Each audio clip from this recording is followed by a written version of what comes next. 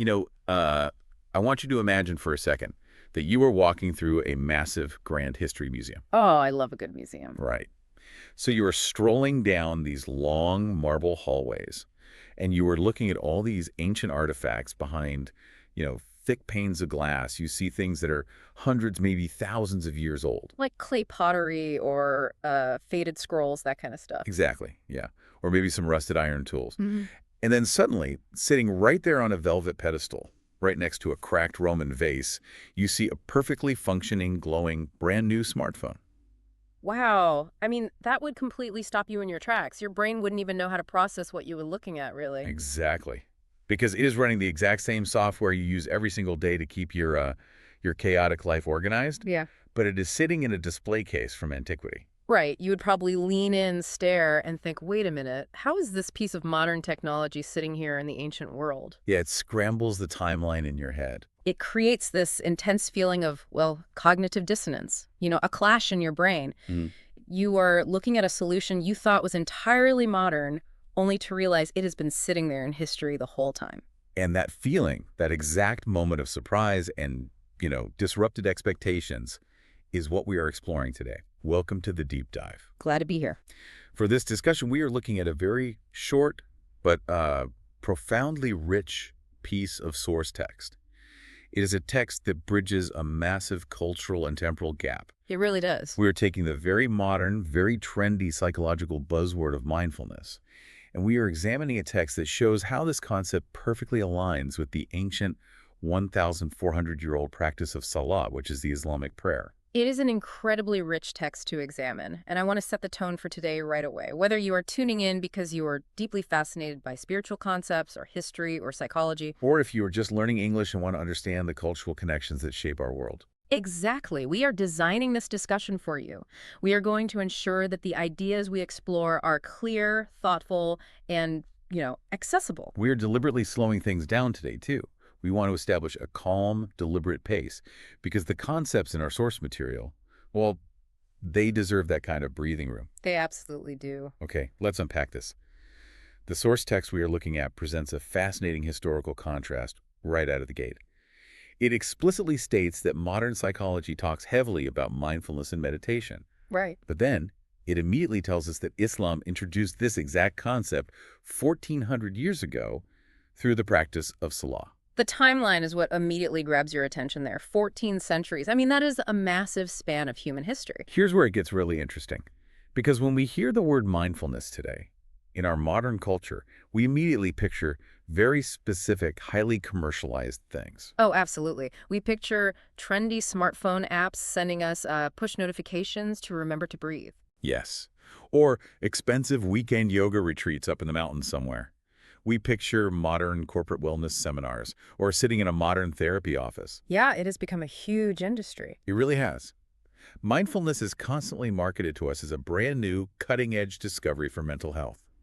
We treat it like a recent technological breakthrough for the brain. We do. Though, to read this text, to discover that this specific mechanism for mental grounding was introduced 1,400 years ago, well, it is exactly like finding that smartphone in the Ancient History Museum. It forces us to ask a big question.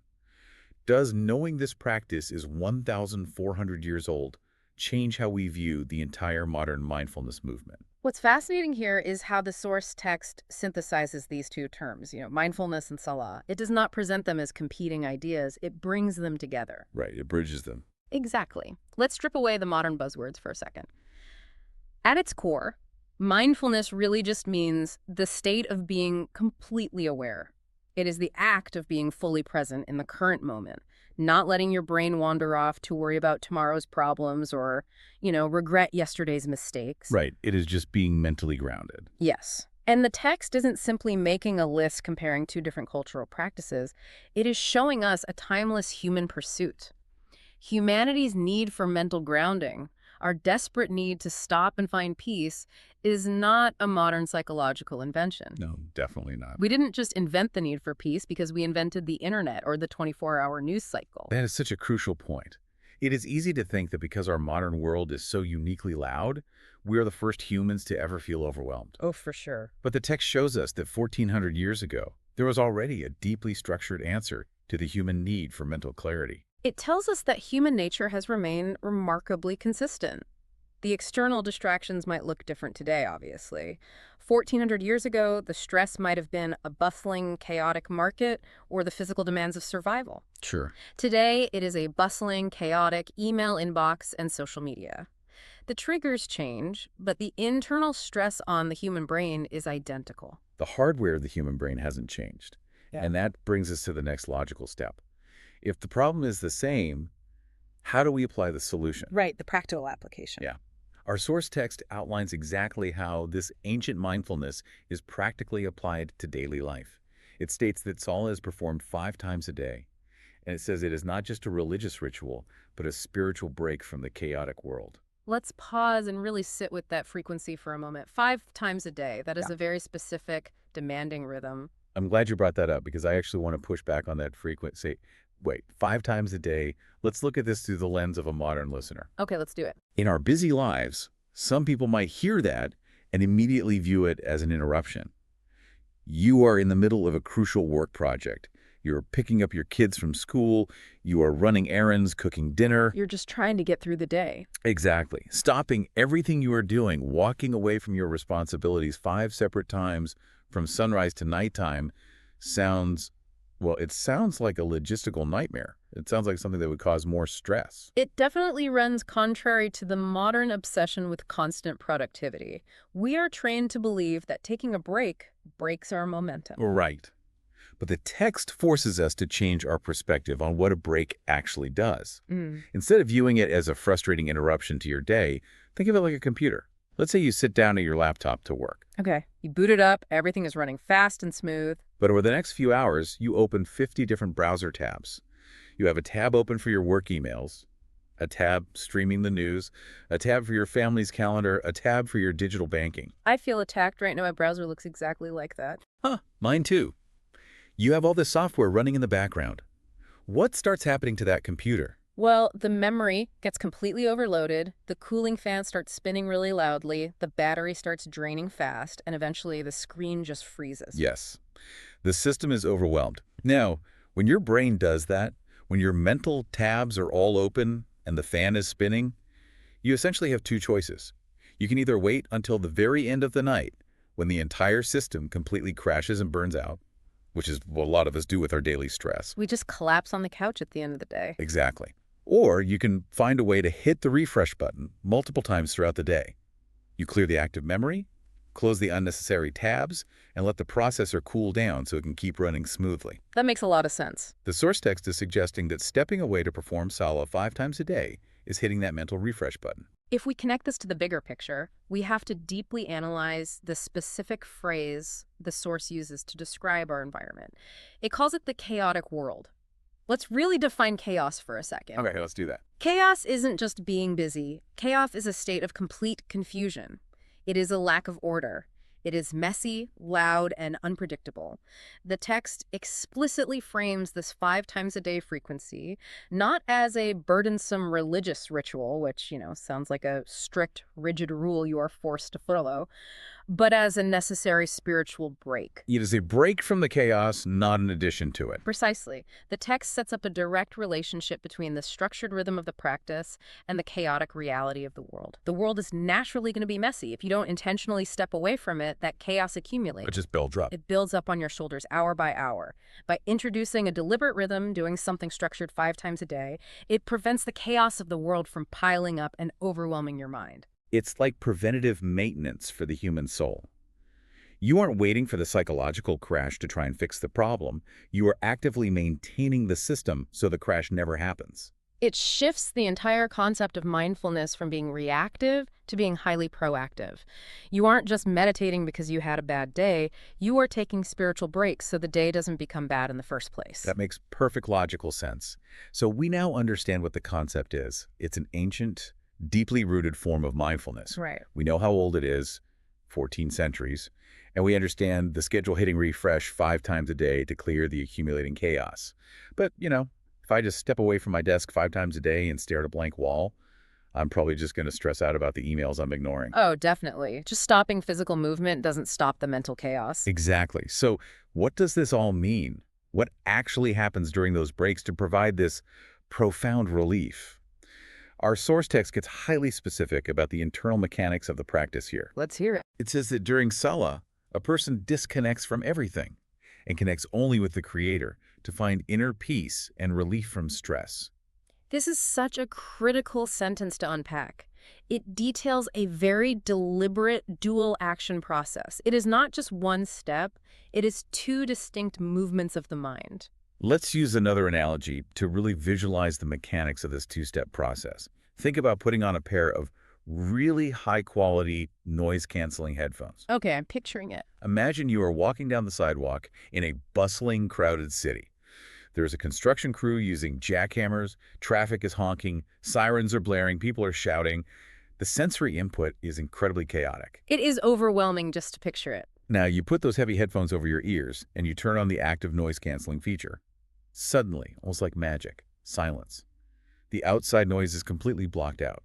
You can still see the chaos happening around you, but it isn't entering your mind anymore. That is the first part of the text, disconnecting from everything. You are actively shutting out the external world. You are closing those mental browser tabs we talked about earlier. Right. You are deliberately putting a barrier between yourself and the noise. But here is the friction in that process. If you just sit in a busy city with silent headphones on, what happens? Eventually, the external noise is gone, but your own internal thoughts become incredibly loud. Your brain loves to fill a vacuum. If there is no outside noise, it will just generate its own. Exactly. You start worrying about a conversation you had yesterday or stressing about a bill you have to pay tomorrow. Just finding silence isn't always enough to find actual peace. No, it's not. To really get the full benefit of those headphones, you have to play something through them. You have to actively listen to a piece of music you love or a fascinating audio program. You have to replace the chaotic noise with focused harmony. This raises an important question about how we approach mental health today. Is finding inner peace solely about turning off the outside noise? Is it just the act of disconnecting? Or is it equally about what you are actively listening to once that noise is gone? That is the dividing line in the text. The source implies that just emptying the mind is only half the job. It is a brilliant way to understand the text. The source specifically says, one disconnects from everything A&D connects only with the Creator. It is not just about unplugging your mind from the wall. It is about taking that plug and plugging it into a very specific, singular power source. Disconnect and connect. It's a highly active, intentional process. You aren't just letting your mind go blank. You are doing the exact opposite of going blank. The text claims that inner peace and relief from stress are the direct, tangible results of this specific connection. And this provides a very subtle but, important contrast to how mindfulness is sometimes taught today. How so? Well, a lot of modern mindfulness practices focus heavily on just the disconnecting part. The instruction is often to empty the mind, to sit in silence, and to just observe your thoughts floating by without judgment. Which, to be fair, can be very relaxing for a lot of people. It absolutely has value. But this text argues that the mechanism designed 1,400 years ago went a step further. It was designed as a transition of focus. You don't empty the mind of the chaotic world just to leave it empty. Right. You empty it specifically to make room. You clear out the messy, temporary anxieties of the day so you can focus entirely on the Creator. You are actively redirecting your focus, not just erasing it. You take all that scattered mental energy that was bouncing between your job, your finances, your social life, and you gather all that energy up and you point it at one single clear window. And by doing that 5 times a day, morning, afternoon, and night, you are constantly reminding yourself of your place in the universe. You are stepping out of the unpredictable chaos of the temporary world, and you are anchoring your mind to something permanent and unchanging. That's a powerful anchor. It is. According to the source text, it is that specific anchor, that connection, that provides the actual relief from stress. The silence just prepares you for the connection. It is an incredibly robust framework for mental resilience. Let's take a moment to pull all these threads together and distill everything we have unpacked today. Sounds good. We started with a very short source text, but it holds a massive amount of philosophical and practical weight. We explored how the modern concept of mindfulness isn't new at all, but rather, the 1,400-year-old practice of Salah provides a beautifully structured 5 times a day rhythm for it. We looked at how that rhythm acts as a vital spiritual break, acting as preventative maintenance to keep a person from being overwhelmed by a chaotic world. And we broke down the mechanics of the practice itself.